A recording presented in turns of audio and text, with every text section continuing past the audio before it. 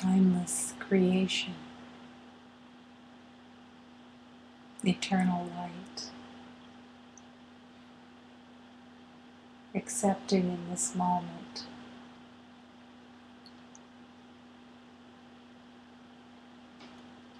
that in the eternal truth you are that timelessness, the eternal light of God. To accept, embrace, breathe in the yes. Yes of timelessness. To accept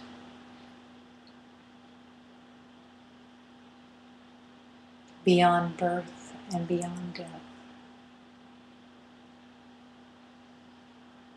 the eternal light that shines within.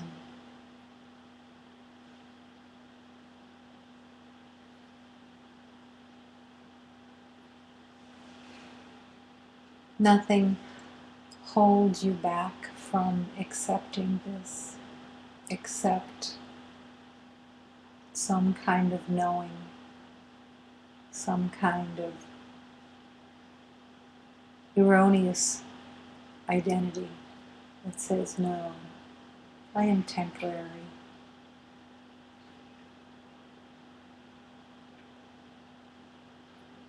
I am without.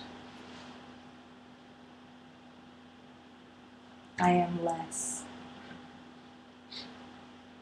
I am what I know. And yet, all of love is whispering to you to return to true awareness, to the divine grace of one heart and one breath. Just the willingness. Holding that willingness in the heart as you walk in the world. And as all thoughts arise that come from the belief of separation, letting them all go into love and accepting, yes, there is only light, and I will that there be only light in my awareness. I say yes.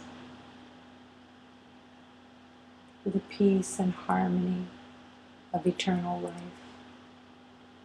I say yes. To the exquisite joy of one heart, I say yes.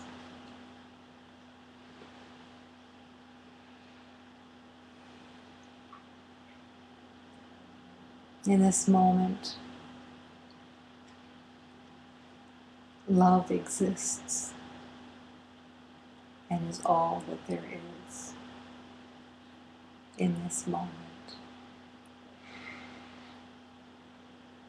There is only light.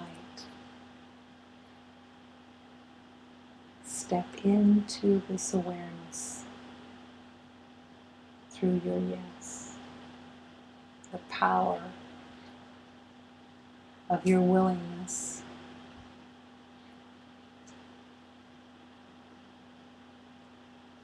meets the divine truth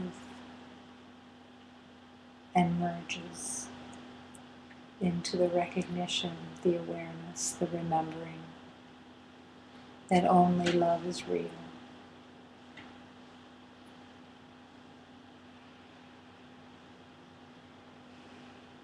In this moment of your yes, finding the willingness to invite all of humanity into the grace of love, the willingness to see with innocence and perfection every beloved.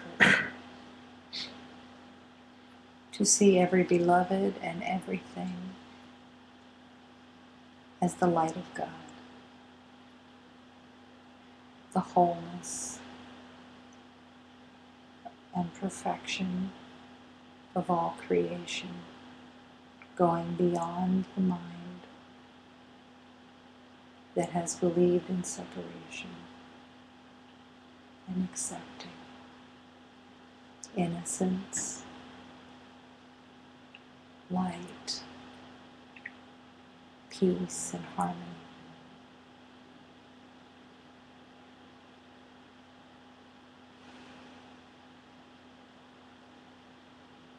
In this moment, as in every moment, which is all one, the recognition that healing is here. Divine alchemy of love is here, available, present, love itself.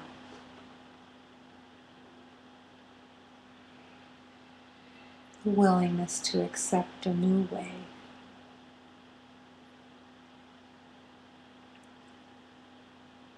as the journey unfolds of love. The yes to open the heart and offer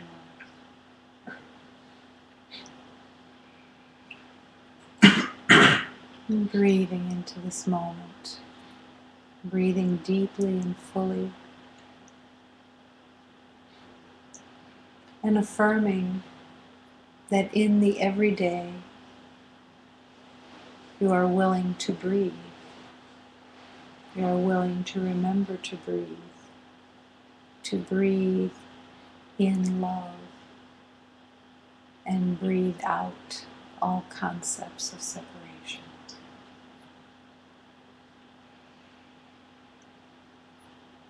The yes with every breath to holy union. The yes with every breath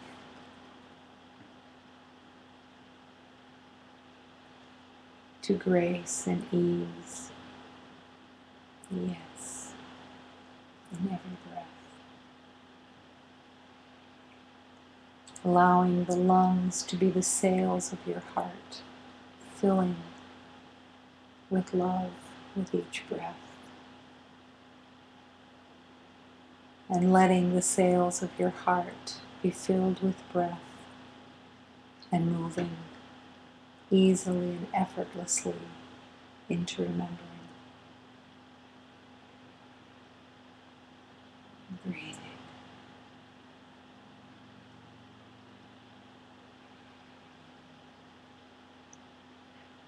Willing to breathe in this moment and fill every cell and every molecule with sacred breath, a sacred yes.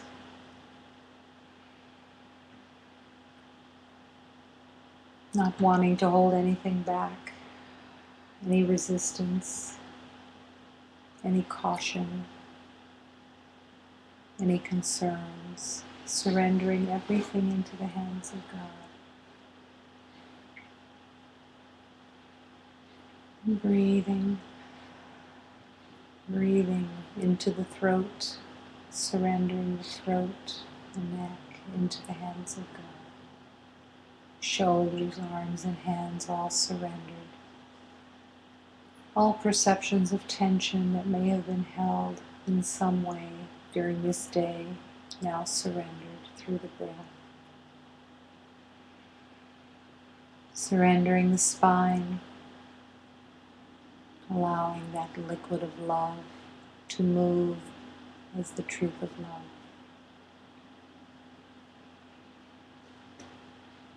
And at the same time filling every molecule and every cell with love through breath, the willingness to focus completely on the truth of love, the truth of God.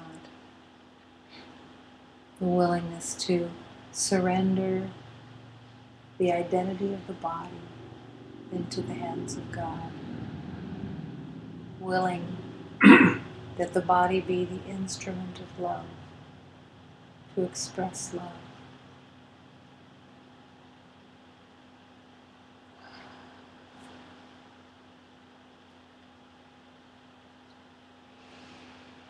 And breathing into the heart, inviting the heart to come forward, open and available, undefended.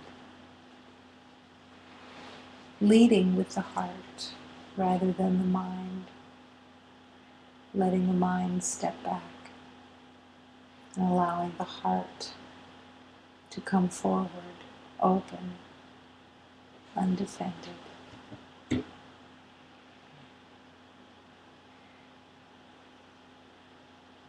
Breathing into the belly, surrendering all the organs, all the blood vessels, everything into the hands of God.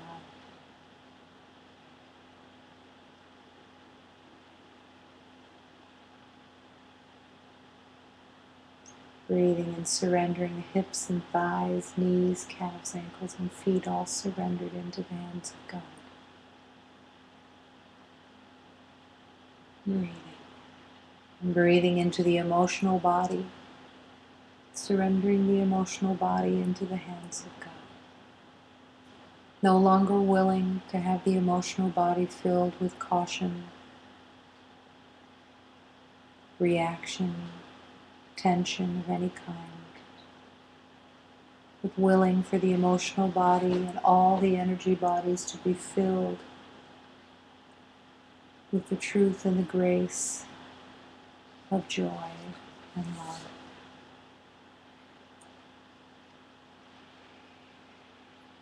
Breathing.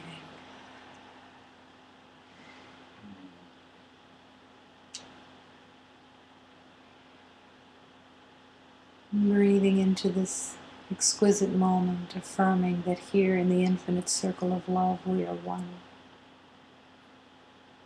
One breath and one heart. That this sanctuary is filled with love, that only love exists.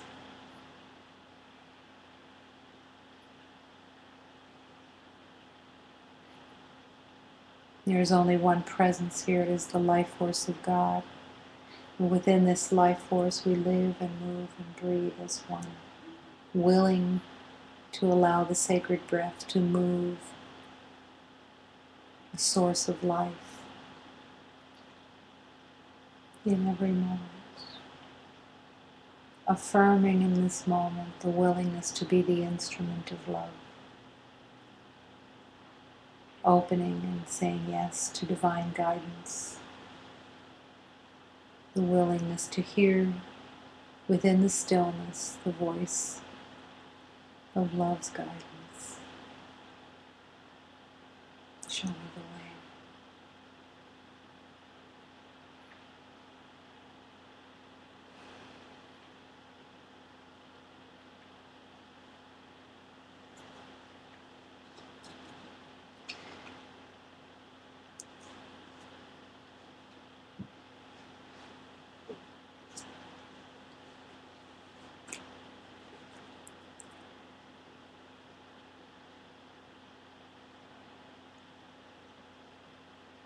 Allow this prayer to fill your heart with divine intention of healing and remembering.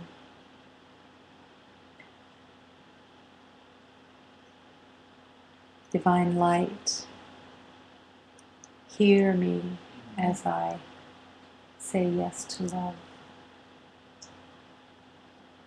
I ask to remember the truth of forgiveness, to forgive all mistaken identities of limitation and separation. I ask not only for this one, but also for all beloveds. The truth of forgiveness cleanses away all mistaken identity and opens the door to remembering. And the boat that sails on the sea also sails in my heart, the truth of love. I will be washed. I will be cleansed of all beliefs of limitation and separation through the yes to love.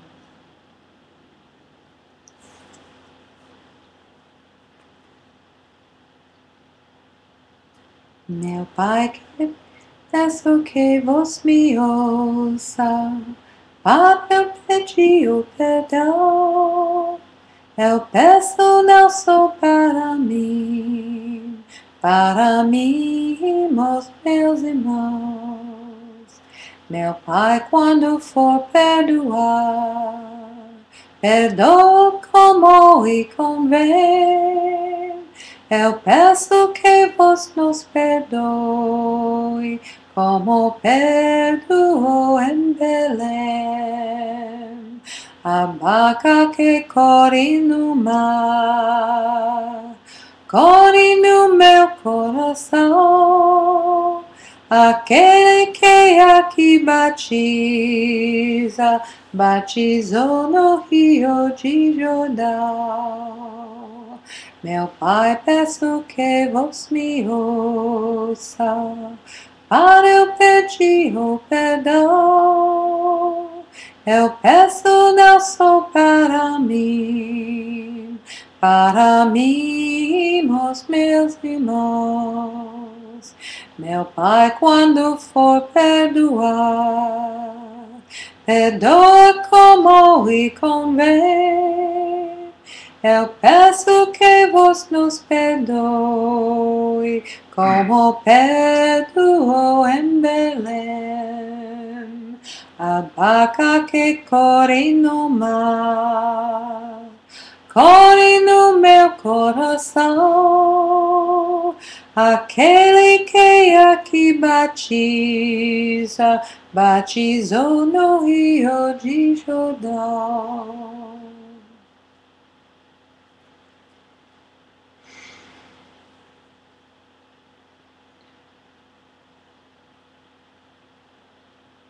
Hear this call of love as it is always answered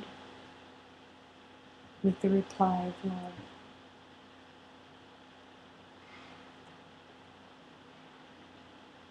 I say yes to divine forgiveness, the willingness to release all beliefs of limitation and separation and mistaken identity. I say yes, and I say yes for all of humanity. I say yes to this divine forgiveness. I say yes to the washing away of all beliefs of limitation and separation. I say yes. Yes. And recognize that the boat that sails on the sea in the journey of love sails in my heart, saying yes, the washing away of all perceptions, of all knowing, of all erroneous beliefs of limitation.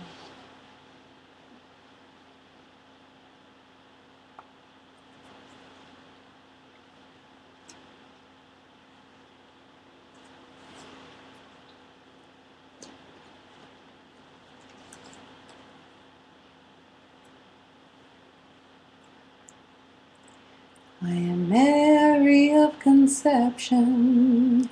I am seeking to open your heart, offering my love and guidance as your suffering world comes apart. Bring your pain like a flower to open. Bring your sorrow to place at my feet. Tears that are watering my garden, in the river of Jordan we'll meet. Oh, my children, I seek your surrender. Both the path and the message are clear.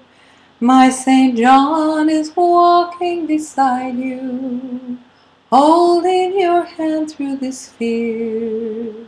Keep your strength as you seek to be humble. Let the power that guides you reveal all the blessings of my holy rapture, confirming you know what is real.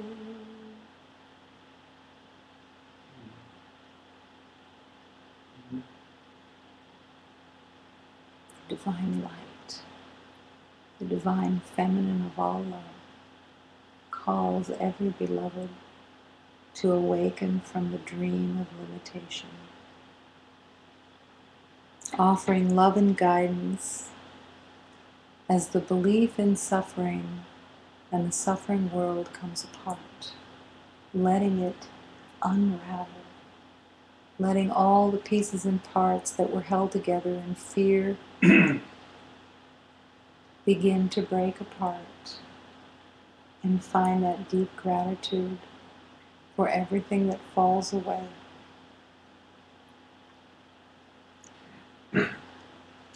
The Divine Mother is seeking the surrender of all.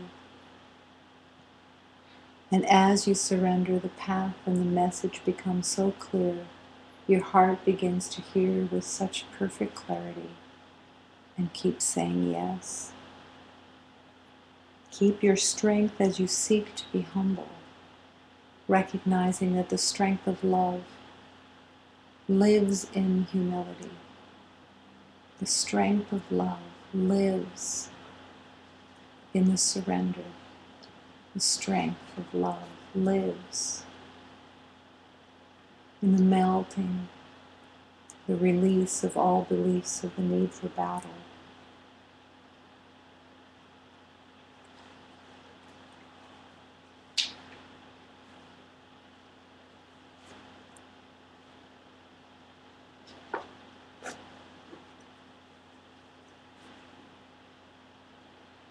As we open the door of the beloved Hafiz, as Hafiz asks, who is living next door? Who is really living next door to you? To what extent are you aware? And therefore, to keep remembering and be grateful for their presence. Who is living next door to you? Who is right next to you at every moment, every beloved that comes into your awareness? Are you aware of the divine presence? Have you heard about God being indivisible? Is that just a rumor? Is there a difference between God and existence? Still, most live as if there are so many in town. And slowly, everyone learns. Some ingredient to solving this vital equation may be missing. It could be the physical touch of someone who is aware of the truth. Someone who is aware of the truth and lives it the way my master did. His touch could bring the fulfillment of prayers. Who is really living next door to you? The question is filled with possibilities of opening to the grace and the truth of love. Who is living next door to you? This question brings you and shakes you out of the trance of the belief that there are separate beings living next door, that somehow they are not the truth of God, that somehow they've been given an identity that says, oh, they have statistics, they have identities, and we agree with these statistics and affirm them and say, God is divisible.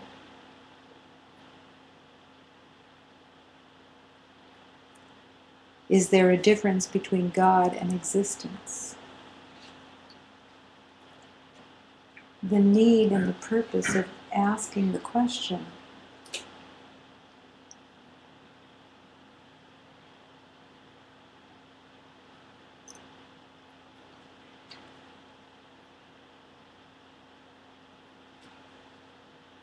is there a difference between God and existence? By asking the question, the trance is shaken. by asking the question, is it possible that God is divisible? That one is God and one is not? That there are differences that separate in any way?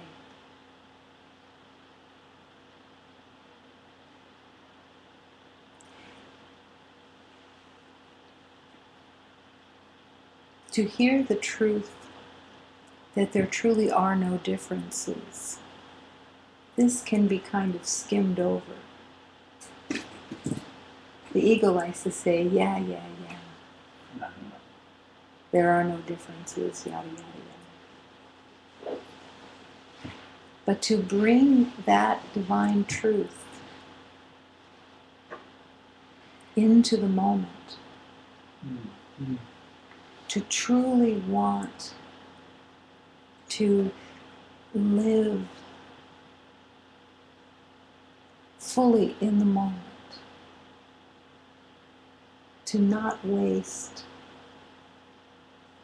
a moment with differences that take you nowhere.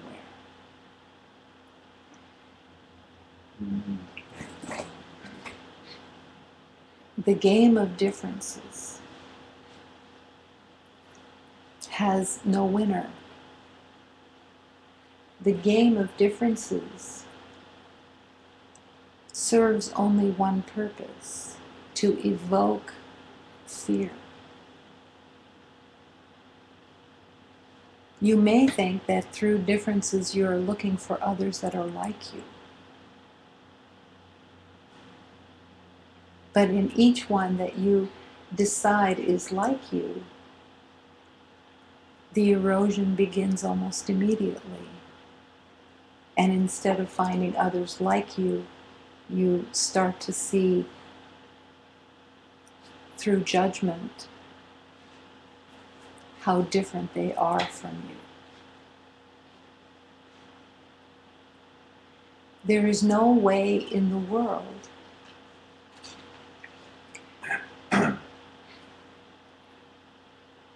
to see the beauty and perfection of God except through the heart and the letting go of those beliefs of differences.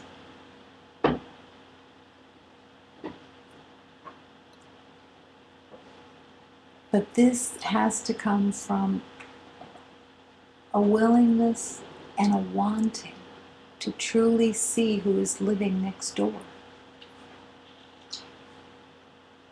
To let go of the agreements that say, oh, family of 4, here are the ages, here's the identity, let's find out what we can about them so that we think we know them. But who is it that's living next door?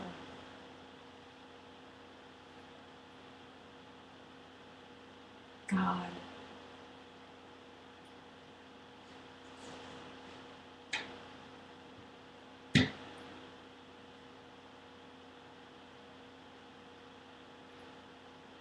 If God is living next door,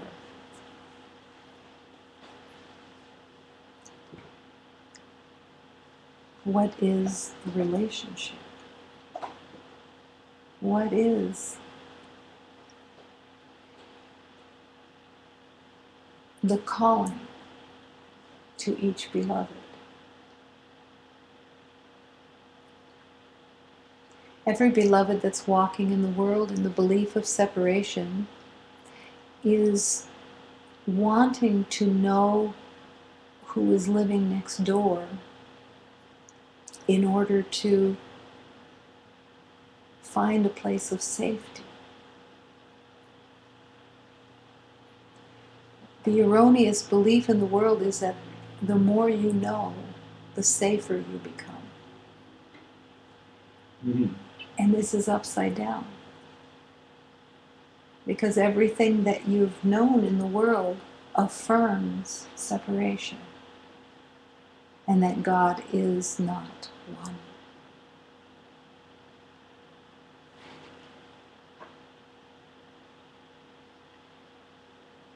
Most live as if there are many in town,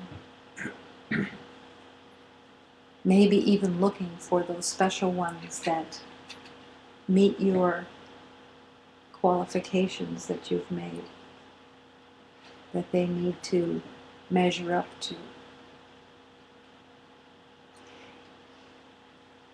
It's very humbling to recognize that all of those qualifications that you have made unconsciously has become your prison. That those qualifications that you hold as your test for everyone says no to God. Says no. God is not real. God is theoretical.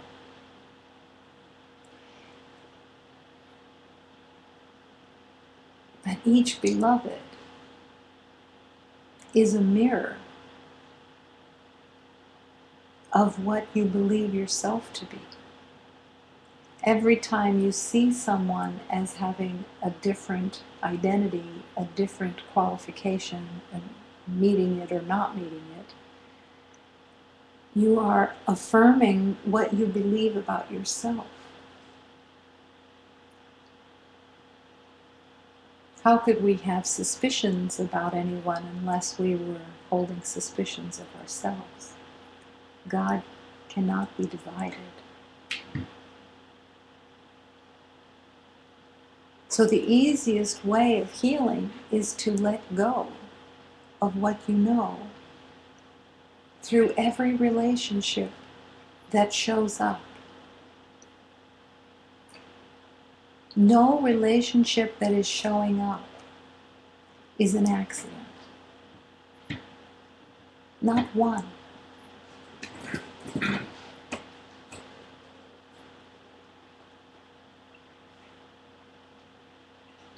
There was a beloved this morning that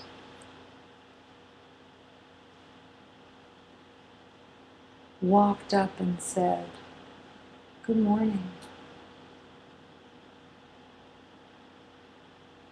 And I was filled with joy and said, "Good morning." And he almost fell over. He said, "My day is done for the joy of this moment." That is every moment's possibility. To offer love simply, completely, without filling the moment with qualifications, filling the moment with a story that is waiting to be covered.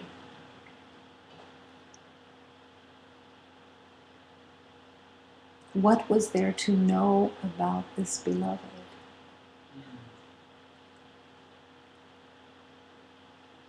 This beloved is the light of love. No name will change that. No age will change that. No cultural identity will change that. No income level will change that. No intention from the beloved will change that. No pain within the beloved will change that. That's being held in the belief of separation. Every moment is the moment to love. Every moment. There are no strangers. Mm. There are no sliding scale relationships where one has more worth than the other. This beloved was the divine truth of God.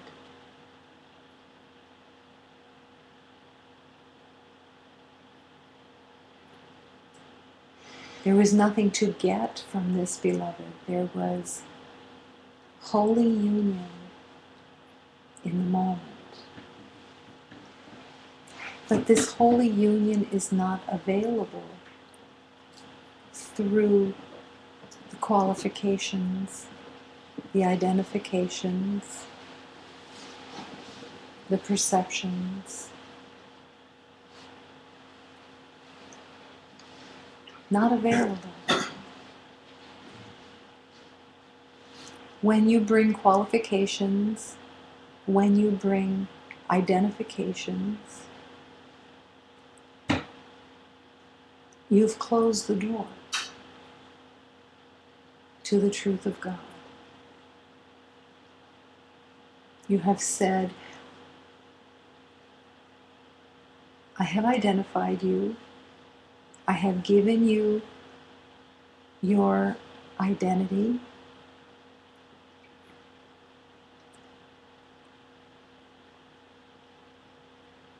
I know who you are by how you look, by how you talk, by how you present yourself. I know. Every beloved that you meet through that knowing will be identified from the past. In the belief that there is good and bad and right and wrong and more and less qualifications. Who is living next door? Who is the beloved that you meet in the morning? Mm. God. Wholeness, the light. Available to you. Available for a moment, a timelessness, complete, whole, and holy of divine union. Eternally held. This is not a fleeting moment. This is the moment of love's union. This is the moment of complete and holy oneness. Time has nothing to do with the wholeness that is in the present moment. Nothing. The world has believed that love grows, that love develops. That's all self-made. That is all self-imposed in the belief of fear and the need for defense. I want to meet someone. I want to keep my distance until you prove your worth to me. Until I see if I like your personality.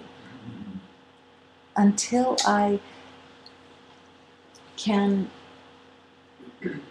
decide if you are safe, if you have something to offer me, if you are going to bring a payoff.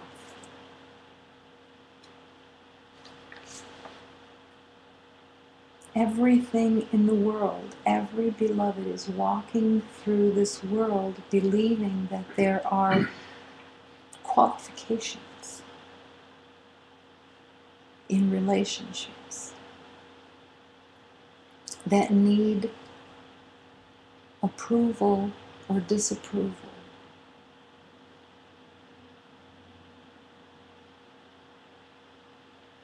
Good morning.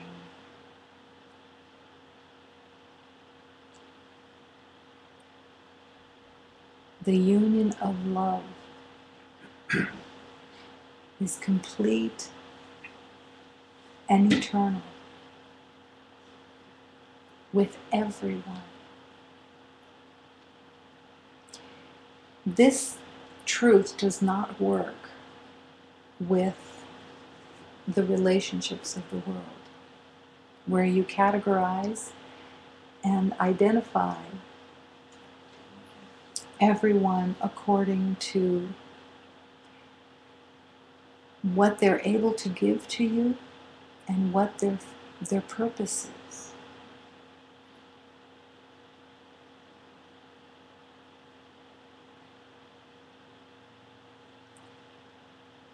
To the least of these, I give my heart. There really is no least, but when you believe in qualifications, you believe in more, better, best, and then the fringe. Who is living next door? Why would Hafiz ask this question? Who is living next door? Because the ego has a built-in program that says someone who lives next door has a category and a qualification that they hold just merely by living next door.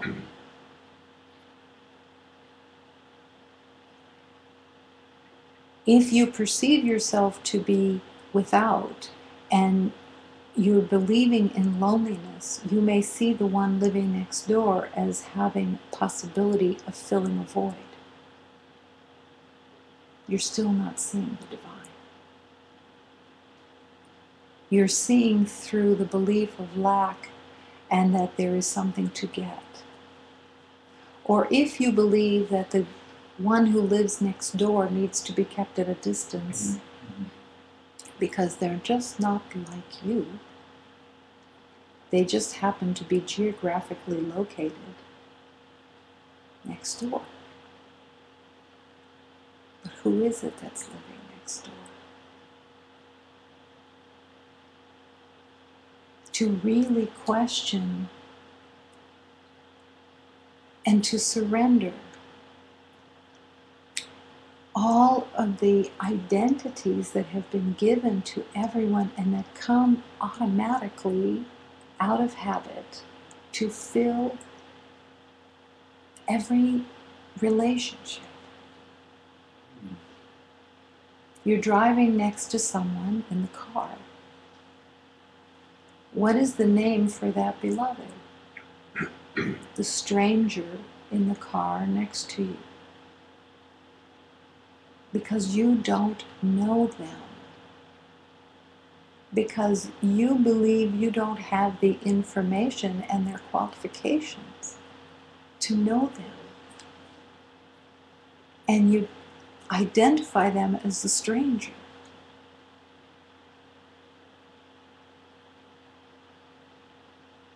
There was a beautiful song out years and years ago.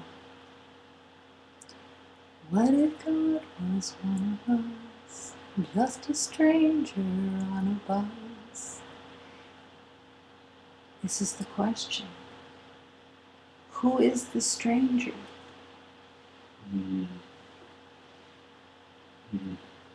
There are no strangers. There is only qualifications that have been put on everyone. The qualifications of time, that say, in time you might not be a stranger if I get to know you and approve of you. But this is not the way of healing. This is not the way of remembering. The way of healing is to take all of those qualifications and all of that knowing and all of that degrees and levels and to throw it into the bonfire of love and begin with the innocence of every moment. To truly want to see the beloved, to have your heart filled with joy, gratitude, perfection in the moment of meeting your beloved without a defense. Everyone that becomes a stranger to you, or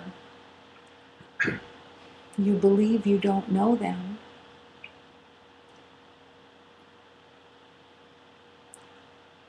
everyone adds a brick to build the prison walls of separation and limitation of your world. And the ego would say, the spiritual ego would say, well, how do I know that they're not crazy?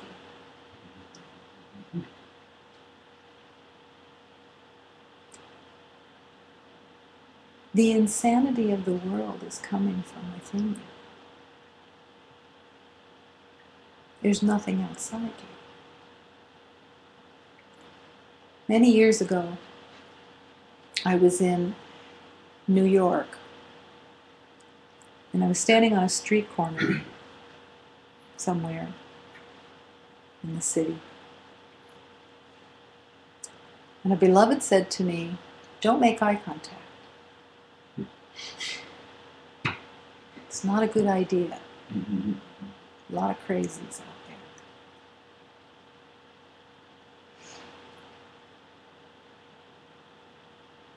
This love could do nothing else but make eye contact and bless and love and comfort. And every beloved received that love.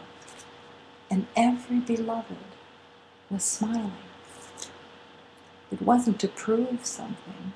It wasn't to have power over others and make them all smile. It was because joy was there. And everyone is yearning for love. It doesn't matter what the facade is. It doesn't matter what the agreements are in the world. There are no strangers. There are no differences in love. There is not one kind of love for this and another kind of love for that. It's to love in complete equality. To the greatest love, bringing that depth of love to each beloved, and the willingness to go as deeply and as fully as beyond your imagination with every beloved. Not to get something, not to prove something, not to figure anything out, but because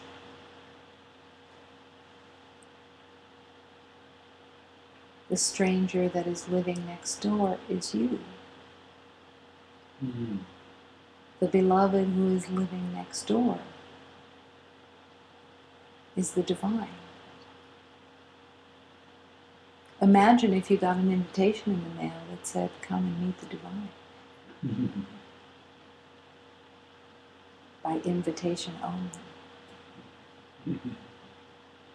And on the bottom of that invitation, it says, go next door.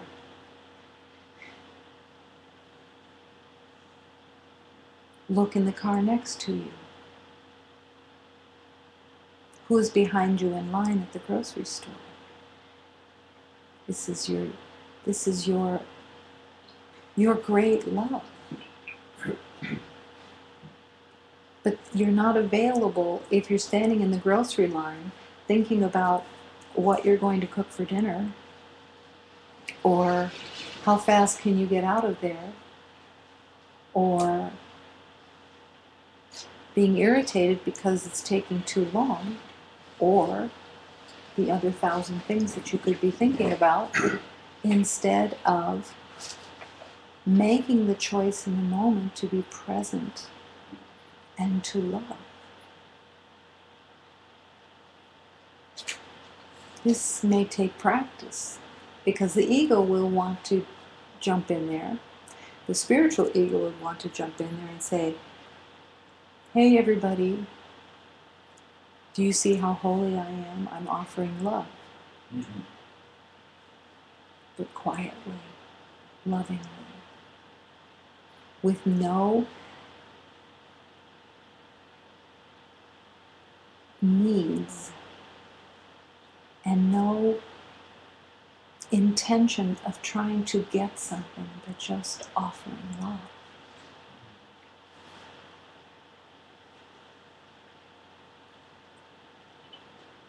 Who is it that's living next door? What is the temptation? Just feel the temptation of whoever lives next door, of wanting so much to have and give them an identity of separation. It's like a drug. It pulls on you to, no, I have to give them an identity. You don't understand. This is what we do. We give identity. It's what makes me feel safe. I like when I know. But in that relationship of knowing and giving identity, the heart can't burst open. Joy can't be recognized. Peace is not present. It's familiar because it's agreed on and everybody is agreed that that's how you live. But no love is recognized.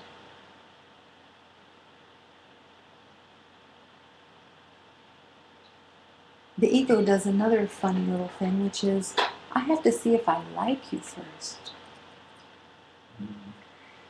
I have to see if you are likable.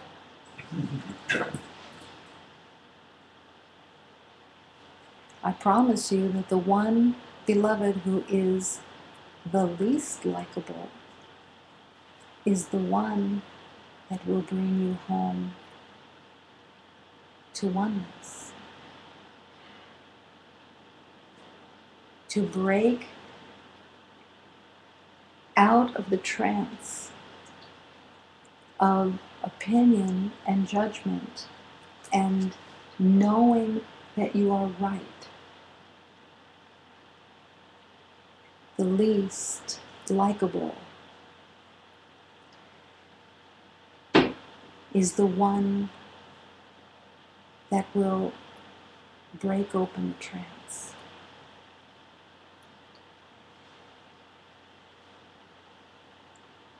I remember walking in the seeming journey and having a teaching come that said, Be very careful with spiritual community. Be very careful at the seduction of identification, of agreements, of sameness, of commonality. I like you because you agree with me. I like you because we have connections. I like you because I can stay in my little world. And in that it becomes, there's an us and a them.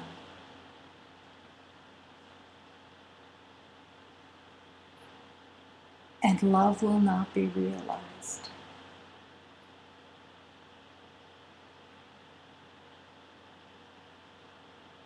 Who is living next door?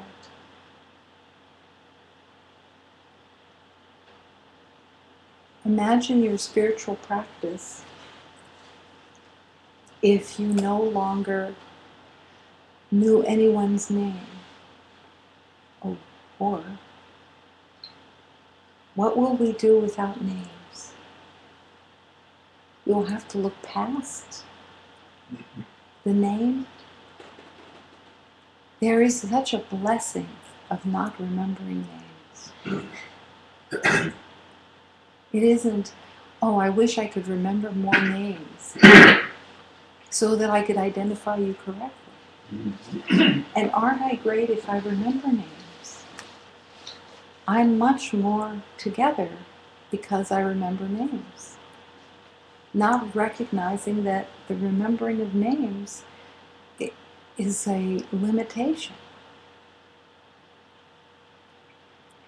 because of what it's used for. It's used to identify and categorize along with other information.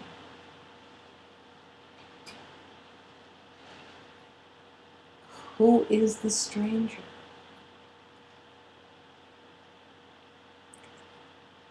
What if for a day you had to call everyone beloved without discrimination? Everyone was just the beloved, nothing else. Beloved doesn't even say if that beloved is male or female. Oh no. That name doesn't say how old you are. That name doesn't say what your education is. That name doesn't say whether you're politically aligned. That name doesn't say anything but love. Hello, beloved. Good morning, beloved. Welcome, beloved. But the temptation is so strong of the habit of, I have to know. I have to know more about you. Why? What is it for? Really, what is it for? There is an element within that when you fulfill that curiosity, that need to know, you can feel the relaxing. Okay, I have my information. I'm safe now. I'm in charge. I'm in control again. There is not an unknown out there that I am not feeling safe because I have decided that's how I keep my safety. That's how I stay in control, is by knowing. Mm. And this is just one element of the knowing. Who lives next door? With Hafiz asking the question, is it just a rumor that God is indivisible? Are you really willing to accept that there is only one? What is the helpfulness of talking about oneness and then dividing everybody up into categories and likes and dislikes and knowing, and not just likes and dislikes, but degrees of acceptance? I like her, she makes me laugh. This one over here has a very dull personality. I'm not interested in that dull personality. It doesn't do anything for me. In the calling to love, it is the surrender of the belief that anyone is doing anything for you, because you are whole and complete, and you are here to offer love. And in that awareness, the more that you accept and affirm that you are whole and complete, and that God is here, and that there is nothing to get that is missing, the more that you offer love, the more healing and awareness you're stepping into.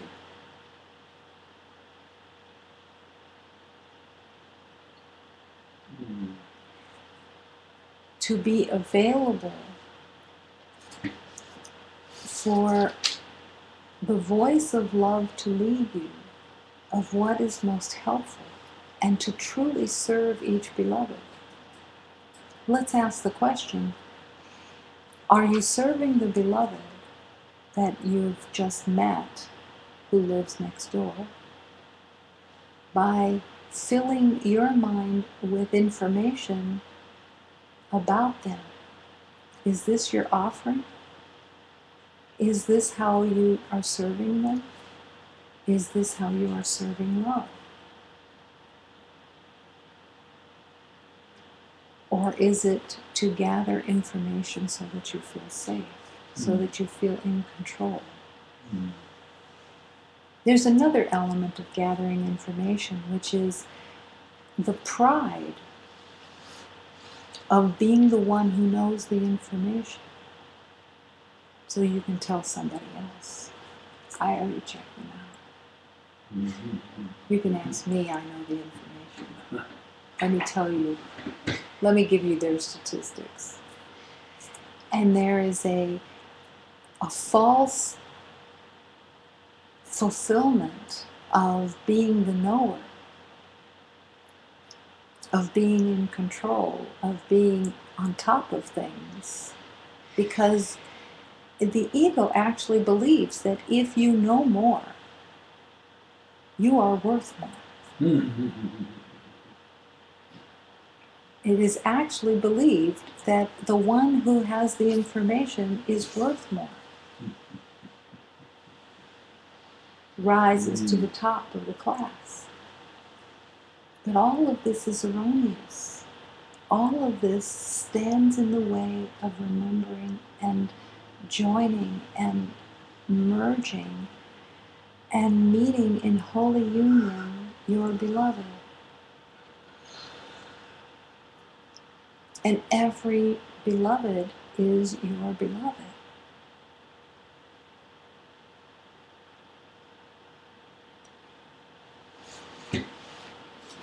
Stepping out of the belief that the beloved who lives next door should mean less to you should mean less to you than others that you've known longer and others that you have made agreements with to walk the journey. But you are walking the journey with all beloveds. There's no one that you're not walking this journey with. Some you walk for longer moments in time, and some it's a good morning and the union is complete. But it is not more or less. It's just the opportunity of learning that is there with each beloved. That's the divine gift. The opportunity of learning with each beloved, the truth of oneness. And no one offers less because time actually has no real meaning. So spending a moment with a beloved that you don't know their name and you don't know anything about them and you can't categorize them or catalog them, that moment is the moment of holy union and complete opportunity of awakening. That moment is complete and full as every moment. If you walked with someone for 50 years, it is not worth more in time than the beloved that you had the opportunity of complete union in one moment.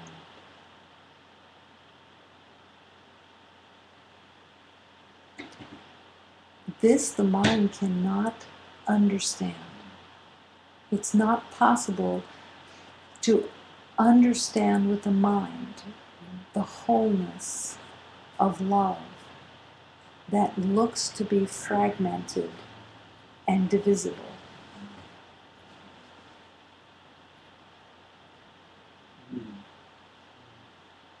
It's all the same.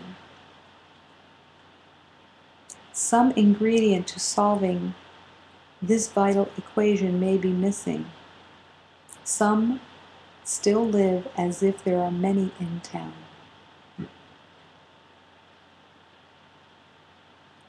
How many people live in your town? Isn't that one of the first questions that a new stranger asks you? How many people live here? One.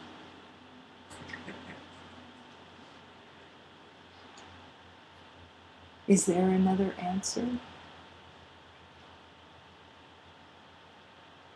Every beloved is the divine. Every beloved is the wholeness of God, fragmented by a perception of separation. But that fragmentation isn't the truth. The fragmentation is what's being let go of. And opening the heart to the remembering of holiness and wholeness. Again, not understandable with the mind, but the faith, the yes, the willingness to accept there is only one.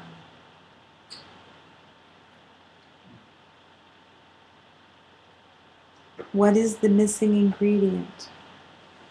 It could be the physical touch of the beloved who's aware of the truth. But you're with the beloved who's aware of the truth. So it's not missing. It's just letting go of the trance. It's the willingness that the world that you have known is not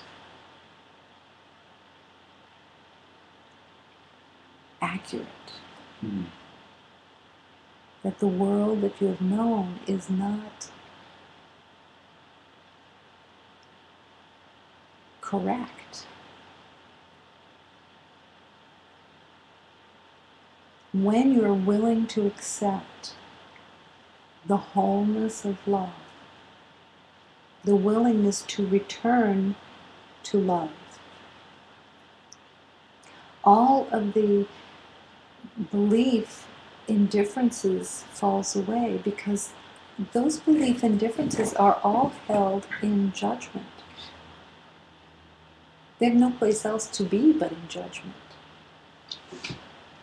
Judgment is sometimes misinterpreted as something nasty. Like judgment is, I don't like your haircut. That's one element of judgment. Judgment is, I believe you're separate from me. Judgment is, I believe in separation. I believe in limitation. I believe in death. I believe in a life of the identity of being a separate self. This is all judgment. And judgment can only come from the past. And yet, the invitation is constantly there. I have given everything all the meaning that it has. This is a divine teaching that can open a door to wholeness. I have given everything all the meaning that it has, including the meaning of your separate identity. And if you have a separate identity, then I have to have a separate identity. And that is what the mind is constantly doing, because it feels safer. But you've never gotten any safety from it. As much as you gather the information and catalog and categorize, there's never really there's never any safety from it. There's no, oh, now I'm at peace. I finally categorized enough. Now I feel peaceful. No, that's not peace. That's satisfaction that you finally have made a pretense of safety. But it's not peaceful, because the peace still isn't available. It's still elusive, because it's being held in the belief of separation. I have given every item in this entire universe a separate identification. And yet, within every item, every form of the world, within it, just beyond what you think you know, is the divine. In complete wholeness and equality. Not more, not less. Giving things value, including others, is a full-time job. Because the rules in the world keep changing too. That's why there's new cars every year. And a more popular car than last year. What was the model for last year that was the car to get? Was it different than the year before? Absolutely. Because everything has to keep shifting and changing within the world of limitation and separation and temporariness. You have to keep changing the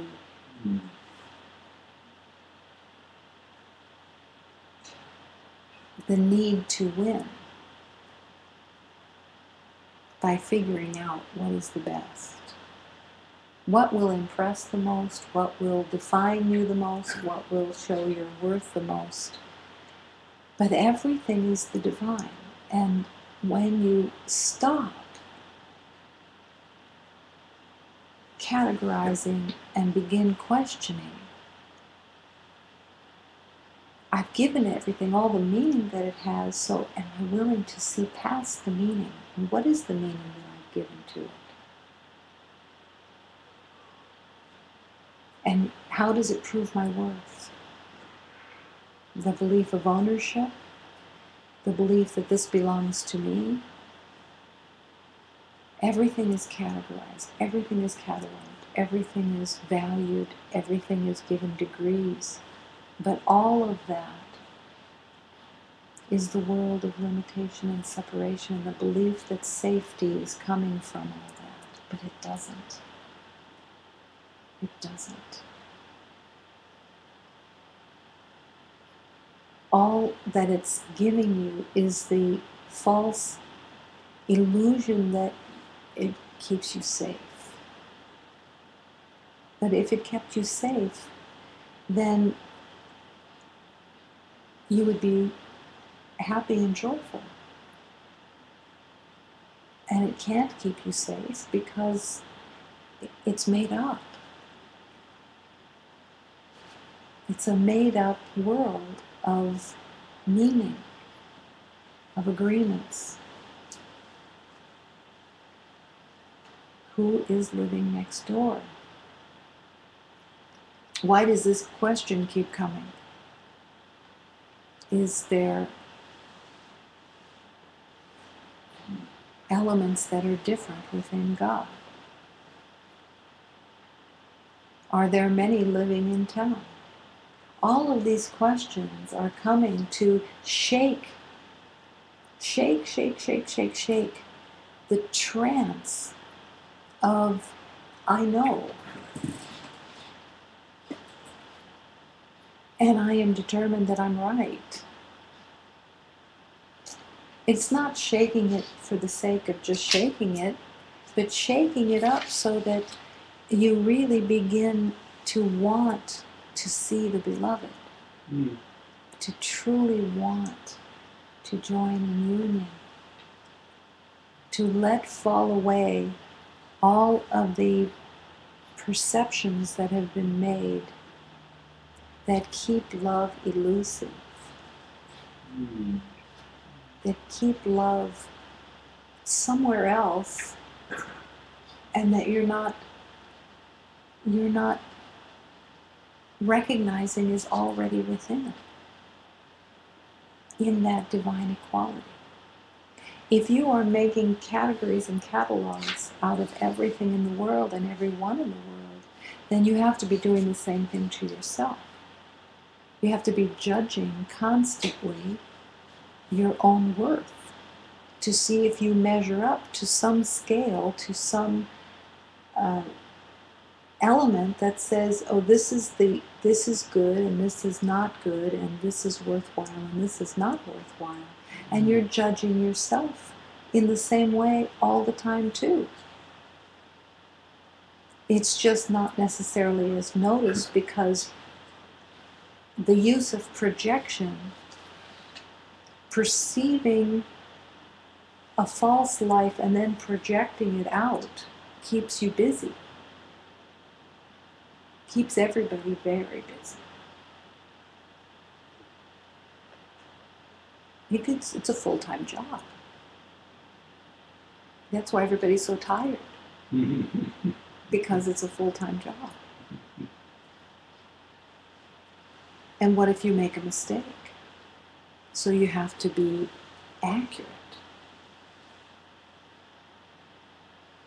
And the ego doesn't really want you to see it through suspicion.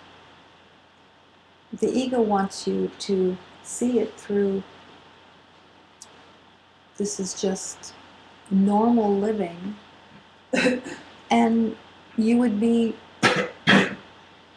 not very together if you weren't judging everything and everyone and categorizing and cataloging everything. But where did it come from? Where did this need to know come from? The belief that you are unsafe. The belief that you are without and that you are unworthy of love and that you have to prove your worth and prove and make a world that will keep you safe. But it never does. And the longing is always there to find that place of peace, that place of harmony, the truth of love.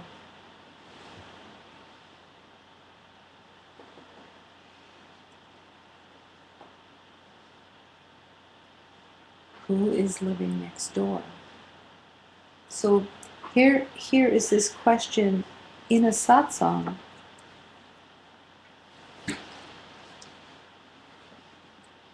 Is there a difference between God and existence?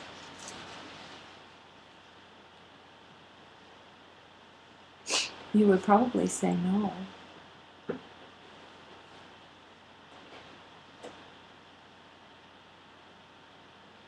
Creation, existence. Is there a difference? There is if you've made everything different. Then you aren't seeing the truth of God. If you've given everything an identity that says, I know who you are. But to ask these questions in your everyday life is where it's really the blessing of healing. If you go home and say, okay, that was good, that was nice, that was great. Or, and you don't question what you're making up. The other day in a teaching, the word lie, believing in lies, was coming from a sacred teaching. Strong word, to believe in lies. And to accept, these are all lies. The identity that I'm giving to everyone, they're lies. They're not of God. They're not the truth. They're lies. That's stark. That's rude. It isn't rude. It's a gift. It's a blessing to recognize I've been making all these things up. I've been spreading lies. I've been giving everyone separate identities and lying about them.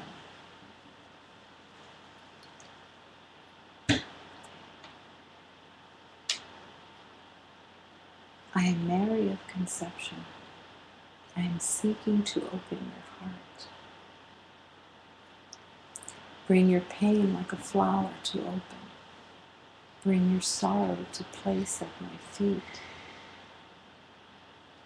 This is the sorrow. This is the pain. It's just not seen as what it truly is, because once you see it, you will want to surrender it, because you don't want pain. You don't want sorrow. But the belief in separation is the belief in sorrow. It's the belief in pain.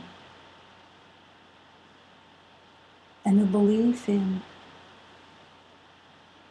what you think you know of someone or anything is the direct cause and effect of pain and sorrow and suffering.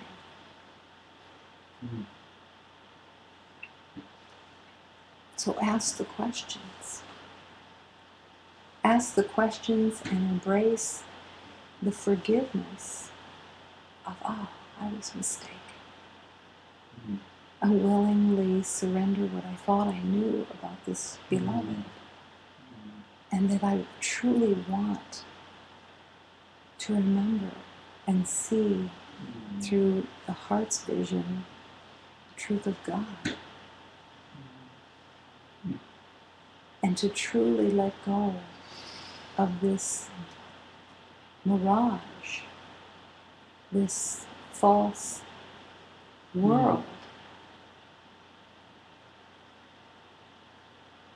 and to recognize that this strength is within of having that choice in every moment.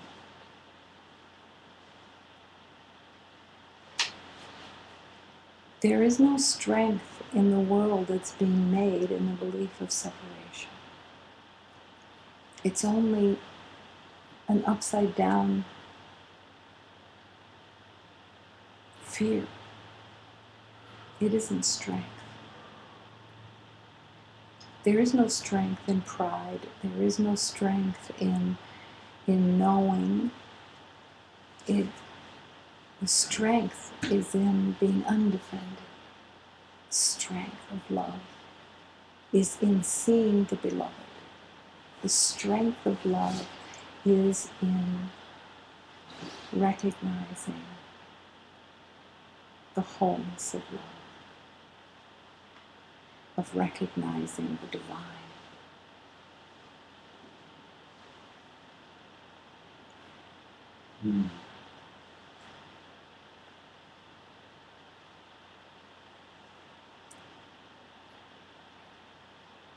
What if God was one of us, just a stranger on the bus? And then the recognition there are no strangers. And that truly God is everyone. And the willingness to bring that union into awareness and let the world of separation melt away. Every moment is that opportunity, but it has to be lived. It truly has to be lived. It can't stay as a theory that you hear every once in a while. It's the willingness to have your prayer be, I want to see. I want to see the truth, and I want to see what stands in the way. I want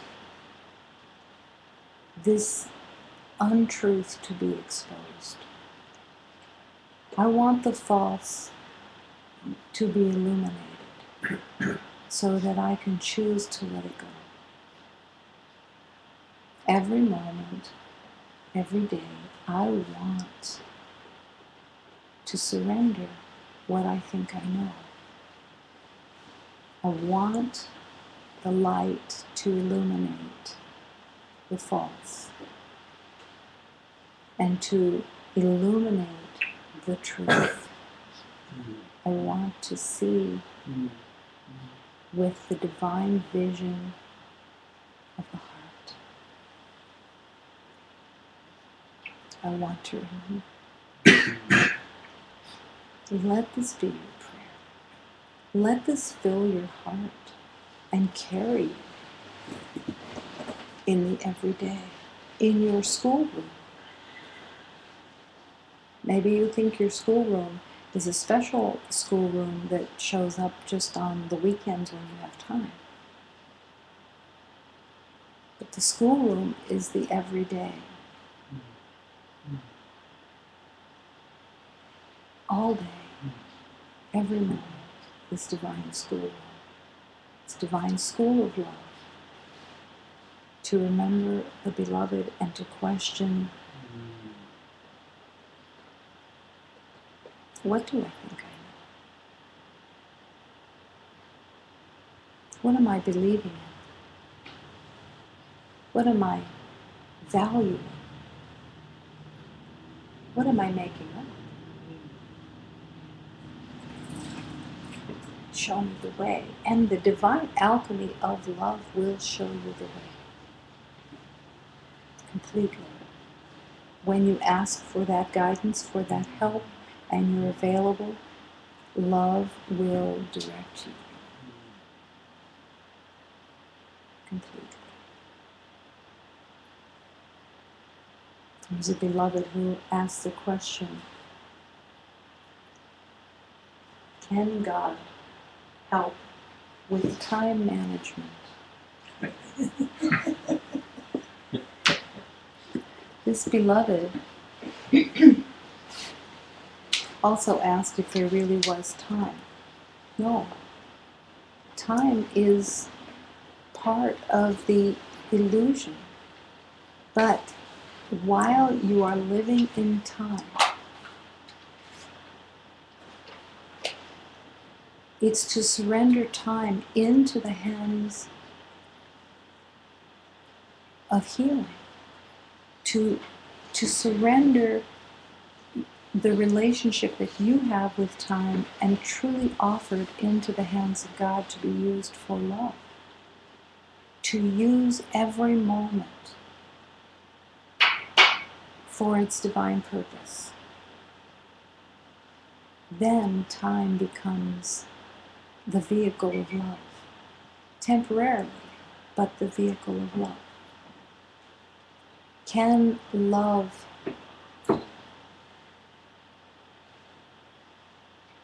transform time management? Yes. The belief of time management is in itself erroneous. To believe that you are managing time. If you surrender it into the hands of God, it can be used for healing. It can be used to remember. It can become purposeful. But when it is held as a time management and you believe that you have to control time, that is another place of pain and suffering. That there never will be a winner because there's nothing to win.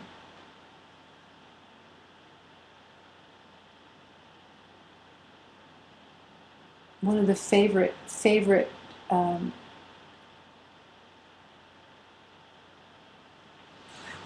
judgments of the ego is, well, that was a waste of time. Believing that something can be a waste of time is to just recognize that you haven't really surrendered time into the hands of God, and you're the judge of whether time is useful or not. The only usefulness of time is when it is surrendered into the hands of God to be used for love. To serve love, remembering that while there is form and while there is a belief of a third dimension, to use time to serve love's healing, to surrender every moment to be used for love. This is the choice. Can you step out of the trance and surrender time into the hands of God to be used for love? And to keep coming back to that awareness when the identity snaps back into forgetting again and coming back again and again with forgiveness. I forgot, and I thought I was in charge of time. And forgiving yourself and coming back and surrendering again. The willingness that time can be used for love's healing.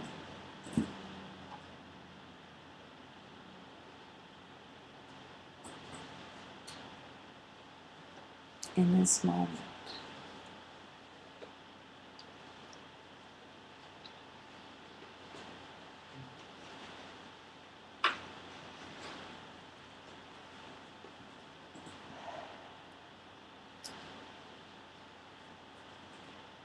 The willingness that there is nothing that cannot be used for healing. That everything in your life can be used for healing when it is surrendered into the hands of God. Surrendered into the divine alchemy of love's healing, the yes. Take this life and use it. Take this life.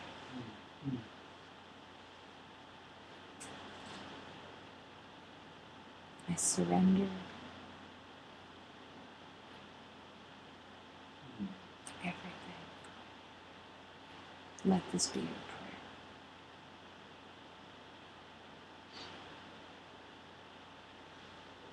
Everything that I thought I knew. And let that divine alchemy of love transform.